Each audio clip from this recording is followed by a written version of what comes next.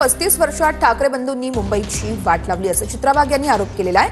ही दृश्य आपण बघतोय। राज ठाकरे यांनी आपल्या मतदानाचा हक्क बजावलेला आहे। सहकुटुंब राज ठाकरे मतदान केंद्रावरती गेले होते आणि त्यांनी आपल्या मतदानाचा हक्क बजावलेला आहे।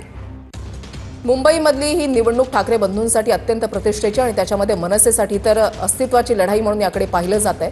आणि ठाकरे बंधूंची युती 29 महानगरपालिकांपैकी 12 महानगरपालिकांमध्ये पाहायला मिळते। ठाकरे बंधूंची युती यंदा काही वेगळं समीकरण, राजकीय समीकरण समोर आणणार का, याकडे सगळ्यांच्या नजरा लागलेल्या आहेत आणि त्याचा निकाल साहजिकच उद्या लागणार आहे। मात्र मुंबईमधल्या या निवडणुकीकडे सगळ्यांचं लक्ष लागलेलं आहे। तब्बल 20 वर्षांनी ठाकरे बंधू एकत्र येणं, त्याच्यानंतर शाखांना भेटी देणं, दौऱ्यांचा स्वरूप, सभांचं स्वरूप जे आहे ते एकसारखंच असणं आणि मुंबईसाठी, मराठी माणसासाठी, मराठी माणसाच्या अस्तित्वासाठी आम्ही एकत्र आलो आहोत असं सातत्यानं ठाकरे बंधूंकडून या ठिकाणी सांगितलं जात आहे। मागच्या निवडणुकांमध्ये जर आपण पाहिलं तर मनसेला फक्त 7 जागा ज्या आहेत त्या मिळालेल्या होत्या। यंदा मात्र काय चित्र असतं हे पाहणं महत्त्वाचं असेल। यंदा जर पाहिलं तर मनसेकडून 53 उमेदवार निवडणुकीच्या रिंगणामध्ये उतरवण्यात आलेले आहेत आणि 53 पैकी जवळपास 43 जे आहेत ते मराठी उमेदवार देण्यात आलेले आहेत मनसेकडून।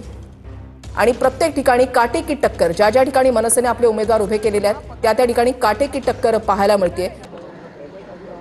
नाही, मला या विषयामध्ये मला मुद्दामून आपल्याला सांगायचं आहे की कशा